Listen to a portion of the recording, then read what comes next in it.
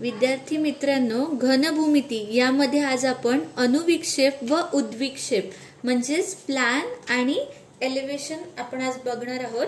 तर त्यासाठी प्रश्न क्रमांक 1, ज्याची लांबी आणि रुंदी सारखी म्हणजे 4 सेंटीमीटर आणि उंची 6 सेंटीमीटर आहे, अशा समचतुष्कोनाकृती घनाचा अनुविक्षेप म्हणजेच प्लॅन आणि उद्विक्षेप म्हणजे एलिव्हेशन आपल्याला काढायचं आहे। तर तुमचा समचतुष्कोनाकृती घन म्हणजे हा तुमचा क्युबॉइड आकार, इष्टिकाचितीचा आकार, तर हा आपल्याला काढायचा आहे। हा आकार बघा, तुम्हाला वरून, साइड आणि समोरून कसा दिसतो ते तुम्हाला दिसत आहे। तर ह्याचा आपल्याला काय करायचं आहे, प्लॅन आणि एलिव्हेशन काढायचं आहे। तर आपण ते बघूया। त्याची बाजू किती आहे, 4 सेंटीमीटर आहे आणि उंची 6 सेंटीमीटर आहे। तर त्यासाठी आधी 4 सेमी बाजू असलेला चौरस काढून घ्यावा लागेल। AB एवढं माप घेऊन मग चौरसाची कृती आपण करतो त्या पद्धतीने चौरस काढून घ्यायचा। नाव देऊया A, B, C आणि D। मग हा चौरस जोडून घेऊया आधी। त्यानंतर D व C रेषा आपल्याला पुढे वाढवायची आहे वरच्या बाजूने।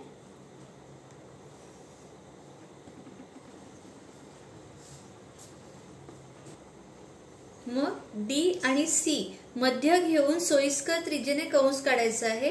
ही त्रिज्या तुम्ही सोयीस्कर, आता मी इकडे 1.5 घेतलेली आहे, अशी तुम्ही काय करणार आहे, 2 खुणा करून घेणार आणि ही रेषा काढून घेणार, समांतर रेषा EF। ह्या पॉइंटला नाव देऊया EF। ही समांतर रेषा काढून घेऊया आणि ती वाढवूया पुढे। नंतर F हे केंद्र घेऊन C वरून एक कंस करून घ्यायचा आहे आणि B वरून एक कंस करून घ्यायचा आहे। F या केंद्रावरून आपण C वरून एक कंस केला आणि B वरून एक कंस करून घेतलेला आहे। त्याला नाव देऊया PQ। आता P हा पॉइंट घेऊन P वरून आणि Q हा पॉइंट घेऊन Q वरून एक परपेंडिक्युलर म्हणजे लंब काढायचा आहे। त्यासाठी P वरून आपण काय करणार आहोत, आर्क करून घेणार आहे दोन्ही बाजूला, आणि Q वरून सुद्धा दोन्ही बाजूला आर्क करून घेऊया।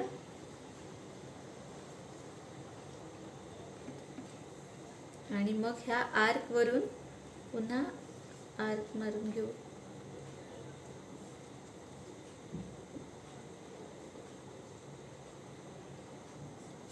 हे जे पॉइंट मिळतील तिथून आपल्याला काय करायचं आहे, लंब काढायचं आहे, परपेंडिक्युलर लाईन काढायची आहे सरळ।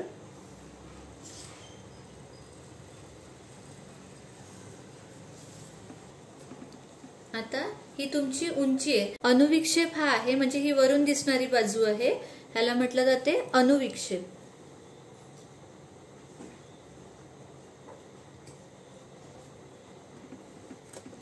आता तुमची ह्या समचतुष्कोनाकृतीची घनाकृतीची हाईट जी आहे, उंची आहे ती 6 सेंटीमीटर आहे, म्हणून 6 सेंटीमीटर वर खूण करून घ्यायची आहे EF।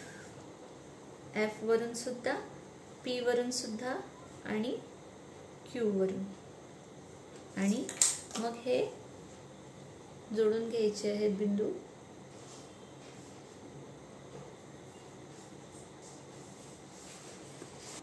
या बिंदूंना नाव देऊया EF, G, H, P, Q, R आणि S।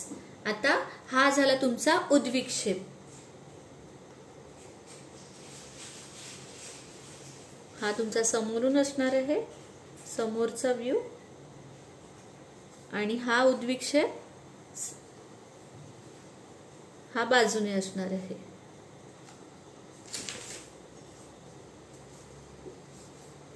एलिव्हेशन हा फ्रंटने आणि हा एलिव्हेशन साइडने। तर अशा पद्धतीने तुम्हाला उद्विक्षेप आणि अनुविक्षेप मिळणार आहे समचतुष्कोनाकृती घनाचा। तर हा आपण आज उद्विक्षेप आणि अनुविक्षेप, प्लॅन आणि एलिव्हेशन काढलेला आहे या समचतुष्कोनाकृती घनाचा अशा पद्धतीने। ठीक आहे, या रेषेला L हे नाव द्यायचं आहे।